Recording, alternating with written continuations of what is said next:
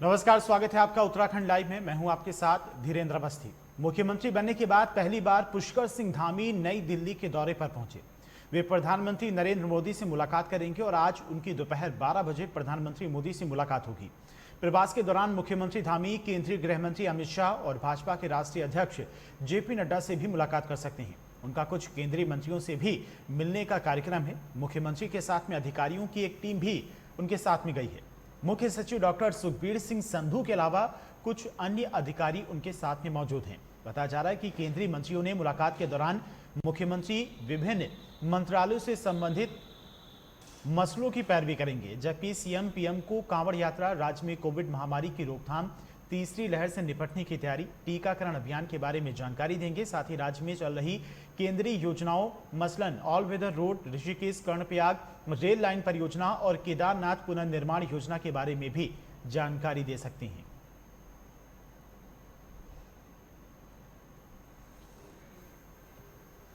और उत्तराखंड में Covid vaccine की कमी से टीकाकरण की रफ्तार कम हो गई है, जबकि सरकार ने दिसंबर तक 18 साल से अधिक आयु के लोगों को 100% टीकाकरण करने का लक्ष्य रखा है।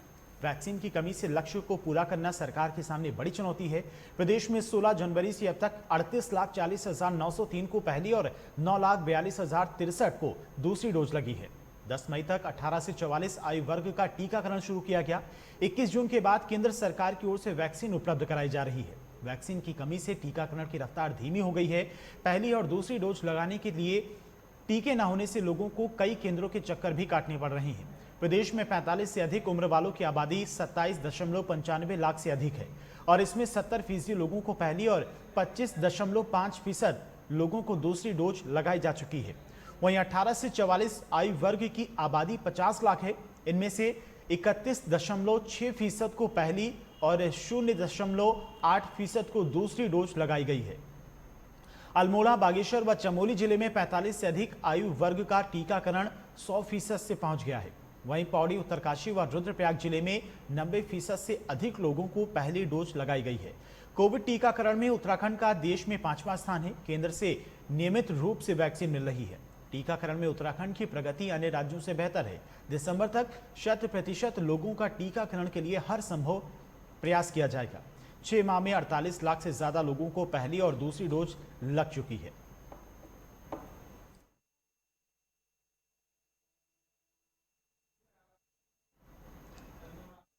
अल्मोड़ा से हमारे संवाददाता गोविंद रावत हमारे साथ फोन लाइन पर जुड़ गए हैं। गोविंद, अगर बात करें उत्तराखंड की तो वैक्सीन लगातार लोगों को लगाई जा रही है और पूरे देश भर में 5वां स्थान भी है वैक्सीनेशन को लेकर उत्तराखंड के। लेकिन अभी भी देखी जा रही है कि वैक्सीन की कमी बरकरार है। हालांकि कुछ इलाकों में 100% वैक्सीनेशन हो गया है, लेकिन कुछ केंद्रों पर अभी भी लोगों को वैक्सीन की कमी के कारण वापस लौटना पड़ रहा है। क्योंकि वैक्सीनेशन का उनका मेन कारण यह है, वैक्सीन लगाने के लिए जो है राज्य सरकार पूरा प्रयास कर रही है। कहीं वैक्सीन की कमी नजर इसलिए आ रही है क्योंकि कहीं सरकार ने ऑनलाइन व्यवस्था वैक्सीनेशन के लिए किया है और ऑनलाइन व्यवस्था नेट की प्रॉब्लम होने की वजह से, इंटरनेट न चलने की वजह से वैक्सीनेशन लगाने में देरी हो रही है। फिर भी जो है सरकार उसके लिए प्रयास कर रही है, कैंप लगा रही है। स्वास्थ्य विभाग द्वारा हर संभव मदद की जा रही है और कैंप लगाया जा रहा है जिससे कि लोगों को वैक्सीनेशन लगाने में लोग सफल रहे और वैक्सीनेशन सरकार का प्रयास रहेगा आगे भी कोरोना मुक्त रहे। कोरोना की तीसरी लहर में लड़ने के लिए सरकार पूरे इंतजाम कर रही है। वैक्सीनेशन को लेकर राज्य सरकार और स्वास्थ्य विभाग बिल्कुल अहम कदम उठा रहा है और उसके लिए जगह जगह स्वास्थ्य विभाग कैंप लगा रहा है। कैंप लगाने के माध्यम से वैक्सीनेशन लगाया जा रहा है। उसमें आयु वर्ग का भी ध्यान रखा है। हर आयु के लिए अलग अलग उसके लिए समय सीमा टीम निर्धारित की गई है और वैक्सीनेशन के लिए राज्य सरकार हर संभव प्रयास कर रही है। जी बलवंत, तमाम जानकारी के लिए आपका बहुत बहुत शुक्रिया। चमोली से हमारे संवाददाता पुष्कर हमारे साथ फोन लाइन पर जुड़ गए। पुष्कर, चमोली की अगर बात की जाए तो फिलहाल वहां पर क्या कुछ स्थिति है वैक्सीनेशन को लेकर? बिल्कुल, देखिए धीरेन्द्र, जैसे जैसे धीरे धीरे अब कोरोना के केसेस भी कम आ रहे हैं तो उसको लेकर जो है वैक्सीन की अगर आपने बात करी तो जनपद चमोली की मैं बात करूं तो जनपद चमोली में लगातार यहाँ पे वैक्सीनेशन का काम जो है लगातार चल रहा है। 36 वैक्सीनेशन सेंटर यहाँ पे जनपद चमोली में बनाए गए हैं। 9 ब्लॉक हैं तो 9 ब्लॉकों में 36 वैक्सीनेशन सेंटर बनाए गए हैं। तो लगातार यहाँ पे चाहे वो 18+ का हो, चाहे वो 65 वर्ष की आयु से जो डबल डोज भी यहाँ पे 43% के करीब जो है जनपद चमोली में लग चुकी है जो डबल डोज जिनको लगना है। हाँ, हालांकि जो 18 से या 45 वर्ष के जो लोग हैं या जिनको वैक्सीन लग रही है अभी फर्स्ट डोज ही लगा है, तो 28% के करीब जो है जनपद चमोली में वैक्सीनेशन जो 18 प्लस लोग हैं इनको लग गया है। तो हालांकि लगातार जिस तरह से जो वैक्सीनेशन का जो काम जो है जनपद चमोली में युद्ध स्तर पर चल रहा है, क्योंकि जिलाधिकारी और सीएमओ चमोली के द्वारा गांव गांव में जाकर, चाहे वो आंगनबाड़ी कार्यकर्ता हो, चाहे वो आशा कार्यकर्ता हो, चाहे वो जेएनएम हो, चाहे वो एनएम हो, तो इनकी टीमें यहाँ पे जो है गठित की गई थी, क्योंकि जनपद चमोली दूरस्थ इलाका है, दूरस्थ गाँव, क्योंकि लोगों को जो है 8-8, 9-9 किलोमीटर पैदल आना पड़ता था। तो इन लोगों की सहूलियत के लिए जो है यहाँ पे जिला अधिकारी जो है चमोली है, इनके द्वारा जो है कैंप की व्यवस्था यहाँ पे की गई। हालांकि 3 दिन यहाँ पे कैंप लगता है। 3 दिन यहाँ पे हफ्ते की बात करूँ तो 3 दिन जो है अलग अलग स्थानों में, चाहे बुधवार हो गया, मंगलवार हो गया या शुक्रवार हो गया, तो 3 दिन अलग अलग, चाहे 3 दिन आपका चमोली जो दसोली का ब्लॉक है, फिर उसके बाद 3 दिन जोशीमठ का है, तो ऐसे जो यहाँ पे बांटे गए, तो 3-3 दिन जो है यहाँ पे छोड़ के जो है वैक्सीनेशन का काम जो है जनपद चमोली में चल रहा है। हालांकि जिस तरह से आप जो तीसरी लहर की अगर मैं बात करूँ तो तीसरी लहर को लेकर भी है जनपद चमोली का प्रशासन जो है अभी से तैयारियां यहाँ पे करने बैठ गए, क्योंकि जनपद चमोली सीमांत जनपद होने के कारण लगातार जिस तरह से जो केसेस यदि तीसरी लहर आती है उसको लेकर भी अभी जब हॉस्पिटल या स्वास्थ्य विभाग के जो कर्मचारी हैं, अधिकारी हैं, लगातार जो है गांव-गांव जाके जो है मॉनिटरिंग कर रहे हैं और जनता को जागरूक भी किया जा रहा है कि वैक्सीनेशन पे आप ज्यादा से ज्यादा ध्यान दें। हाँ, हालांकि धीरे-धीरे सबसे बड़ी समस्या लोगों को स्लॉट लेने में आती थी, तो जो बुकिंग करने में आती, लेकिन अब जाके जो है जिला अधिकारी और सीएमओ के द्वारा जो है गाँव में वैक्सीनेशन, जिन लोगों की बुजुर्ग लोगों को जो है स्लॉट बुक करना नहीं आता, किसी के पास एंड्रॉइड फोन नहीं है, तो जो यहाँ पे संस्थाएं बनाई गई है, जो यहाँ पे टीमें बनाई गई, वो वहीं पे जाके इस समय जो है उनका वैक्सीनेशन कर रहे हैं और वहीं तो उनका रजिस्ट्रेशन, तो लगातार जो है वैक्सीनेशन का काम जो है जनपद चमोली में युद्ध स्तर पर चल रहा है। धीरेन्द्र जी पुष्कर, अगर बात की जाए तीसरी लहर की, तो उसको लेकर क्या कुछ तैयारियां हैं? क्योंकि कुछ राज्यों में डेल्टा प्लस और कप्पा वेरिएंट के जो वेरिएंट है कोरोना वायरस के, वो पाए गए हैं और तीसरी लहर के लिए यही दोनों वेरिएंट जिम्मेदार माने जा रहे हैं। तो तीसरी लहर को लेकर किस तरह से वहां पर तैयारियां की गई हैं? बिल्कुल देखिए धीरेन्द्र, क्योंकि डेल्टा प्लस जो है उत्तराखंड में दस्तक दे चुका है। आपने देखा होगा पिछले दिनों उधम सिंह नगर में जो 40 लोग जो है जिनको 40 लोग जो है संदिग्ध अवस्था में पाए गए थे, और एक जो डेल्टा वायरस जो उधम सिंह नगर में पाया गया था, उसको लेकर जो तीसरी लहर, चाहे वो जनपद चमोली हो, चाहे रुद्रप्रयाग हो, चाहे आपका टिहरी हो, चाहे आपका कुमाऊं के क्षेत्र की अगर मैं बात करूं तो चंपावत, अल्मोड़ा, पिथौरागढ़, क्योंकि यहाँ पे जो है बाल विशेषज्ञ डॉक्टरों की नियुक्ति धीरेन्द्र सबसे कम होती है, तो इसको लेकर प्रशासन चिंतित है। प्रशासन में जो है चाहे वो हॉस्पिटल के अधिकारी हो, कर्मचारी हो या सीएमओ हो, इन्होंने यहाँ से, क्योंकि जनपद चमोली की मैं यदि बात करूं तो यहाँ पे जो है बाल विशेषज्ञ केवल अभी एक ही डॉक्टर है, एक ही डॉक्टर जो है समय प्रेजेंट टाइम में जनपद चमोली में अपॉइंटमेंट है, तो कहीं ना कहीं अभी से जो है शासन को जो है यहाँ से भेज दिया गया कि आप जो है जल्दी से जल्दी जो है जो डॉक्टर बाल विशेषज्ञ रोग जो बच्चों को देखने वाले डॉक्टर हैं, इनकी नियुक्ति करी जाए। तो कहीं वही स्थिति रुद्रप्रयाग की है, वही टिहरी की है, वही आपकी जो है उत्तरकाशी हो गया या आपका पिथौरागढ़ हो गया, चंपावत हो गया, बाल विशेषज्ञ पर किसी ने इतना ध्यान नहीं दिया कि हो सकता है कि तीसरी लहर की बात करी जाए या डेल्टा प्लस, जो चाहे आपने वैक्सीन भी लगा दी हो, डबल डोज लगा, तब की चिंता का विषय तो है ही, लेकिन बाल विशेषज्ञ जो तीसरी लहर जो आएगी या डेल्टा प्लस की आपने बात करी, तो इसको लेकर जो है जनपद चमोली का प्रशासन मुस्तैद यहाँ पे नजर आ रहा है। हालांकि टेस्टिंग भी लगातार जो है जनपद चमोली में हो रही है, चाहे वो आपका गौचर हो, चाहे आपका गैरसैंण वाला इलाका हो, चाहे आपका वो देवाला थराली वाला इलाका हो। तो हालांकि डेल्टा प्लस को लेकर जो है प्रशासन और पुलिस प्रशासन की अगर मैं बात करूँ तो सबसे एक्टिव मोड में जो है समझ है पुलिस प्रशासन जो है जनपद चमोली का जो है डेल्टा प्लस को लेकर जो है, क्योंकि बाजारों में जा के जो है सोशल डिस्टेंसिंग का जहाँ पे प्रयोग नहीं हो रहा है वहाँ पे उनका चालान किया जा रहा है, उनको मास्क नहीं पहना है तो उनका चालान किया जा रहा है। तो कहीं ना कहीं जो डेल्टा प्लस जो इस समय दस्तक दे दिया उत्तराखंड में, उसको लेकर जो है जनपद चमोली का जो सेवा प्रशासन है उसका नजर आ रहा है। जी पुष्कर, तमाम जानकारी के लिए आपका बहुत बहुत शुक्रिया।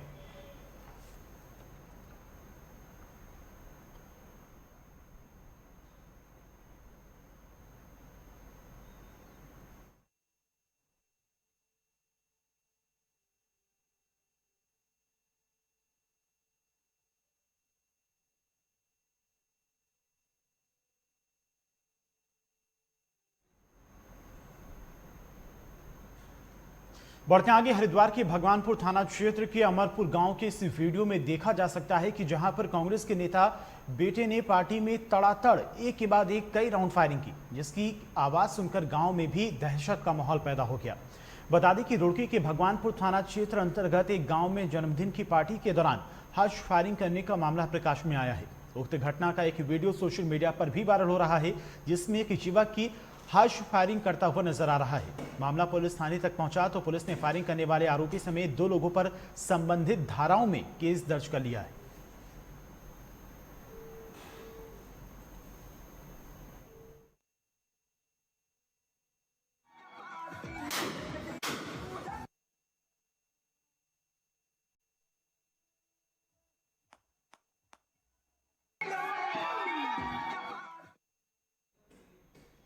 हरिद्वार से हमारे संवाददाता संजय पुंडीर हमारे साथ फोन लाइन पर जुड़ गए। संजय, एक सोशल मीडिया पर वीडियो वायरल हो रहा है जिसमें एक युवक हर्ष फायरिंग करता हुआ दिखा रहा है अपनी पिस्टल से।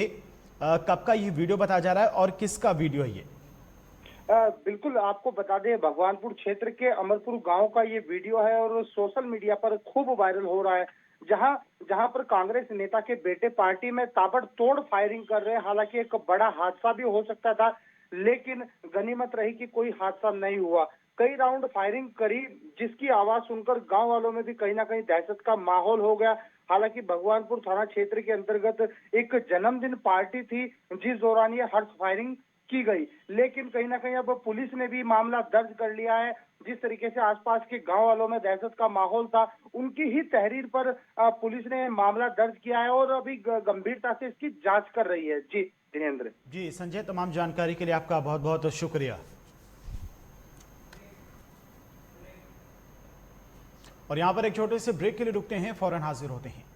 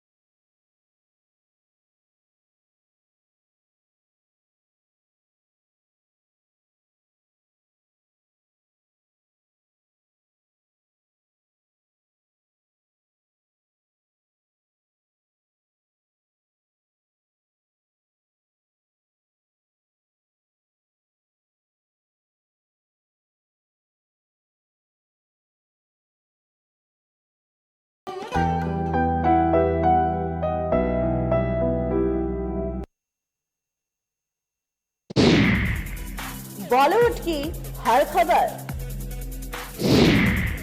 फिल्मी सितारों का सफर, कंट्रोवर्सी से लेकर गॉसिप तक, लिंकअप से लेकर ब्रेकअप तक,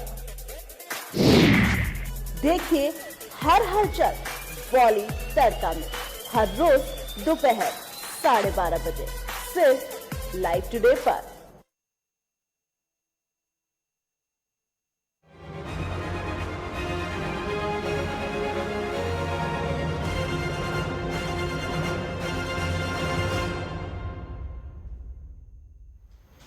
ब्रेक के बाद स्वागत है आपका। राजधानी देहरादून के अलावा पौड़ी, नैनीताल, पिथौरागढ़, बागेश्वर, टिहरी भारी से बहुत भारी बारिश होने की संभावना है। मौसम विभाग की ओर से इन जिलों में येलो अलर्ट जारी किया गया है। मौसम विभाग ने भूस्खलन जैसी प्राकृतिक आपदाओं के लिहाज से सारे एहतियाती कदम उठाए जाने की जरूरत बताई है। नदियां नालों के किनारे बसे लोगों को सुरक्षित स्थानों पर ले जाने की भी जरूरत है। भारी बारिश के चलते संवेदनशील इलाकों में भूस्खलन के साथ ही कहीं कहीं पहाड़ी वाले इलाकों में नदियों में तेज जल प्रवाह की पूरी संभावना है। जहां तक राजधानी देहरादून और आसपास के इलाकों का सवाल है, तो मौसम विभाग की ओर से शनिवार को तेज गर्जना के साथ कई दौर की बारिश की संभावना जताई गई है। मौसम विभाग की रिपोर्ट के मुताबिक शनिवार को अधिकतम तापमान 33 डिग्री और न्यूनतम तापमान 23 डिग्री रहेगा। सीमांत जिले पिथौरागढ़ में पिछले कुछ दिनों से हो रही भारी बारिश और भूस्खलन के कारण 8 ग्रामीण और चीन सीमा को जोड़ने वाली 4 सड़कें बंद हैं। सड़कों के बंद होने से लोग परेशान हैं और नदियां भी उफान पर हैं। इससे नदी किनारे रह रहे लोग सहमे हुए हैं। प्रशासन ने लोगों से नदियों के किनारे न जाने की भी अपील की है।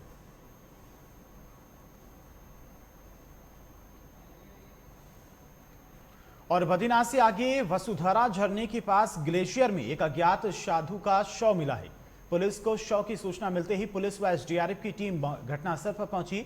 जहां झरने के नीचे एक मृत साधु का शव दिखा। पानी की तेज धार व हवाओं के बीच में शव को कल रेस्क्यू करने में काफी परेशानी हो रही थी, जिसके चलते पुलिस और एसडीआरएफ की टीम ने शुक्रवार को सुबह ही वसुधरा में कड़ी मशक्कत के बाद शव को निकाला गया। फिलहाल पुलिस ने शव को पोस्टमार्टम के लिए भेज दिया है और जांच में जुट गई है।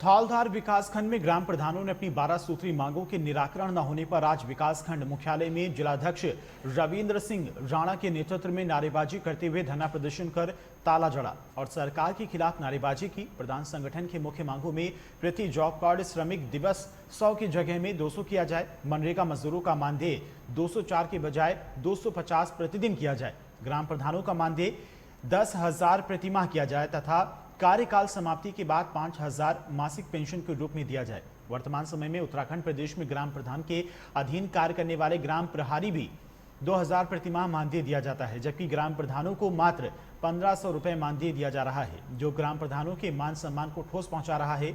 इससे प्रदेश के समस्त ग्राम प्रधानों में सरकार के खिलाफ भारी रोष व्याप्त है। हमारा धरना प्रदर्शन प्रधान संगठन थौलधार ब्लॉक के द्वारा चलाया जा रहा है, जिसमें कि पूरे ब्लॉक के प्रधान यहाँ धरना स्थल पे आ रहे हैं, वह प्रधान संगठन को अपना समर्थन दे रहे हैं, जिसमें कि प्रधानों का विशेषकर जो धरना देने का मुख्य कारण है, जिसमें हमारी 12 सूत्रीय मांग है, जिसमें प्रमुखता से मानदेय हो गया और क्या बोलते हैं उसके लिए पेंशन संबंधित हो गया, मनरेगा में 100 दिन के बजाय 200 दिन का रोजगार हो गया, संबंधित कई मांगे हैं। अभी तक क्या प्रधानों को केवल 1,500 मानदेय दिया जाता है, जिसमें प्रधानों के अंदर बहुत ज़्यादा आक्रोश है। यहाँ तक कि हिमाचल पड़ोसी राज्य हमारा हिमाचल प्रदेश है, वहाँ पे भी प्रधानों का 3,000 मानदेय है, जबकि यहाँ उत्तराखंड सरकार केवल 1,500 मानदेय प्रधानों को दे रही है। जबकि प्रधानों के अंडर में जो एक ग्राम प्रहरी काम करता है, जिसका कुछ भी काम नहीं होता है, उसको 2,000 से 2,500 मानदेय सरकार ने कर दिया है। उसके एवज में प्रधानों को केवल 1,500 ही मानदेय दिया जा रहा है, जिसमें प्रधानों को बहुत ज़्यादा आक्रोश है। इस आंदोलन का अगर 10 तारीख तक सरकार शासन प्रशासन अपनी प्रधानों की मांगों पर अगर सकारात्मक निर्णय नहीं लेती है, तो प्रधान संगठन जिला प्रधान संगठन अपने प्रधान जिलाध्यक्ष के अगुवाई में जिले से लेकर प्रदेश संगठन प्रदेश तक अपना धरना प्रदर्शन जारी रखेगा। नगर पालिका परिषद और मसूरी महिला कांग्रेस अध्यक्ष जसवीर कौर ने एक प्रेस वार्ता आयोजित कर कहा कि मसूरी क्षेत्र के निवासी सरकारी योजनाओं से वंचित हैं। उन्होंने कहा कि मसूरी में पटवारी और राशन कार्ड अधिकारी सप्ताह में केवल एक दिन ही बैठते हैं। साथ ही यहाँ के जरूरतमंद लोगों के आय प्रमाण पत्र, जाति प्रमाण पत्र, अस्थायी निवास प्रमाण पत्र बनाने के लिए महीनों भर इंतजार करना पड़ता है। उन्होंने कहा कि सरकार की योजनाओं में स्थायी निवास प्रमाण पत्र अनिवार्य कर दिया गया है, लेकिन जब मसूरी में पटवारी नहीं बैठेंगे तो आम आदमी अपना स्थायी निवास प्रमाण पत्र कैसे बनवाएगा। साथ ही जो योजनाएं सरकार द्वारा चलाई जा रही हैं उससे यहाँ के लोग वंचित हैं। उन्होंने मांग की कि मसूरी में पटवारी की स्थायी रूप से नियुक्ति की जानी चाहिए ताकि यहाँ के लोगों को सुविधा मिल सके। उन्होंने कहा कि इसी प्रकार श्रम विभाग में जो भी मानक तय किए गए हैं, आम आदमी उसकी आपूर्ति करने में असमर्थ है। ऐसे में योजना का लाभ पात्र लोगों को नहीं मिल पाता है। जनता बहुत परेशान है। यहाँ पर जो पटवारी है वो नहीं आते और राशन कार्ड अधिकारी भी नहीं आते, क्योंकि उनका एक दिन निश्चित किया गया है, सिर्फ बृहस्पतिवार, और जो राशन कार्ड अधिकारी है उनका शनिवार। तो बृहस्पतिवार को पटवारी जो है कम से कम एक महीने तक नहीं आते, क्योंकि अगर उनसे फ़ोन पे पूछा जाए तो वो कहते हैं कि हमारे पास बहुत कार्यभार है और हमारे पास 5-5, 6-6 क्षेत्र हैं, तो हम कैसे आएंगे। इसलिए वो मसूरी आते ही नहीं और जनता को परेशानी का सामना करना पड़ता है। ऐसे आपने बताया कि और ये दिक्कतें तो सारी है, क्योंकि किसी को स्थायी निवास बनाना है, किसी को आय प्रमाण पत्र बनाना है, किसी को अपना जाति प्रमाण पत्र बनाना है, क्योंकि अब एडमिशन का टाइम है, एडमिशन हो रहे हैं, बच्चे बहुत परेशान हैं। हर काम जो है इन्हीं कागजों के जरिए होता है, परंतु वो कागज समय से नहीं बन पाते। दूसरा ये है कि जो राशन कार्ड अधिकारी है वो भी आते हैं, वो भी बिना अपने लैपटॉप के और बिना उसके कि क्योंकि कचहरी में बहाना है उनके पास कि नेट नहीं चलता, और जब तक आज सब कुछ ऑनलाइन हो चुका है और अगर उनसे पूछा जाए कि हमारा राशन कार्ड बन गया या उस पर बच्चे का नाम चढ़ गया या कुछ हो गया, वो नहीं बता पाते। फिर वो देहरादून जाके उनसे पूछना पड़ता है या फ़ोन से उनसे पूछना पड़ता है। कभी वो फ़ोन उठाते हैं, कभी नहीं उठाते। और उनका दिन जो है शनिवार निश्चित किया गया, परंतु शनिवार में एक सेकंड सैटरडे आता है, वो बीच में उनका मिस हो जाता है, वो आ ही नहीं पाते, तो गैप 15 दिन का हो जाता है। और तीसरा, हमने इन मुद्दों को लेकर ये प्रेस कॉन्फ्रेंस की है क्योंकि आजकल जो कोविड से जिन बच्चों के माँ बाप की मृत्यु हुई है उसके लिए वात्सल्य योजना एक चलाई गई है सरकार द्वारा, परंतु वो भी लगता है कि उस योजना का लाभ कोई नहीं ले पाएगा क्योंकि उन्होंने उसमें इतनी जटिलता कर दी। स्थायी निवास मांगा जा रहा है उन लोगों से। लोग स्थायी निवास कहाँ से लाएंगे? जो आदमी मान लीजिए झोपड़ी में रह रहा है। वीकेंड में पर्यटन स्थलों में लगी सैलानियों की भारी भीड़ से जहां एक और लगातार कोरोना का खतरा बढ़ता जा रहा है, वहीं लोग सोशल डिस्टेंसिंग और मास्क का प्रयोग कम ही करते देखने को मिल रहे हैं, जिससे कोरोना बम फटने की संभावना लगातार बढ़ती जा रही है। उत्तराखंड के पर्यटन स्थल पर बाहरी राज्यों से लगातार लोग भारी संख्या में आ रहे हैं।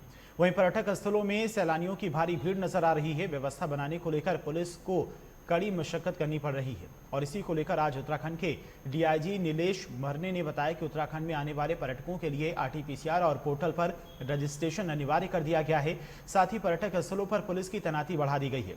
उन्होंने बताया कि मसूरी केम्प्टी फॉल में पर्यटकों का हुजूम उमड़ा पड़ा था, जिससे कोरोना का खतरा बढ़ने की उम्मीद थी। ऐसे में जिलाधिकारी टिहरी को भी इस संबंध में सूचित किया गया है कि वो केम्प्टी फॉल में एक समय पर 50 पर्यटकों के जाने की अनुमति अनिवार्य करे और भीड़ पर नियंत्रण बनाने को पुलिस के उच्च अधिकारियों को निर्देशित भी किया है।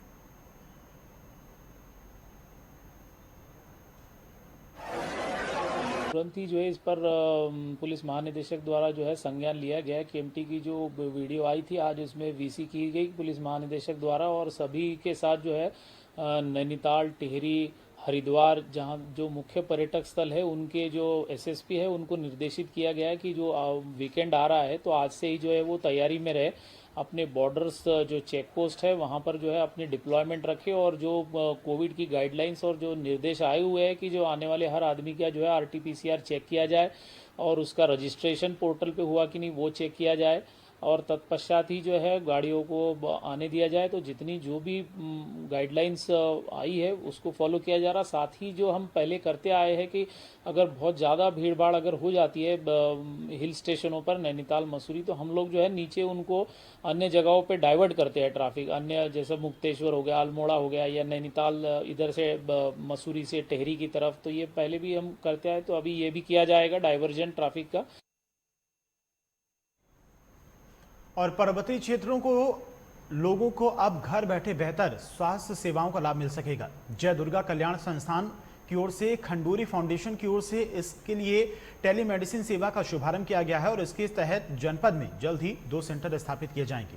कांग्रेस नेता मनीष खंडूरी ने कोटद्वार प्रेस वार्ता में यह जानकारी दी। उन्होंने कहा कि टेलीमेडिसिन सेवा के तहत एक बार में 20 से अधिक लोग बेंगलुरु के विशेषज्ञ चिकित्सकों के साथ में जुड़कर चिकित्सक परामर्श दे सकेंगे। स्वास्थ्य मंत्री सुरेंद्र सिंह नेगी ने फाउंडेशन के प्रयासों की सराहना करते हुए कहा कि कोरोना की दूसरी लहर में पर्वतीय क्षेत्रों में स्वास्थ्य सेवाएं पूरी तरह से लड़खड़ा गई थी। ऐसे में टेलीमेडिसिन सेवा पर्वतीय क्षेत्रों के लोगों के लिए संजीवनी का कार्य करेगी।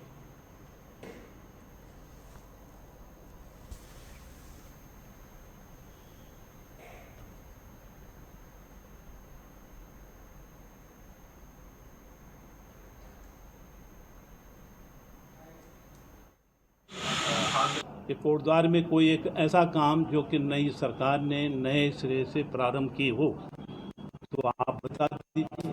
काम हुए नहीं, पुराने काम जो थे उनको रोक दिया बल्कि उलझा कर रख दिया। आज स्थिति यह है कि यहाँ पर अगर वो काम तमाम हुए होते तो यहाँ पर करीब और इन्हीं खबरों के साथ में इस बुलेटिन में इतना ही। नमस्कार।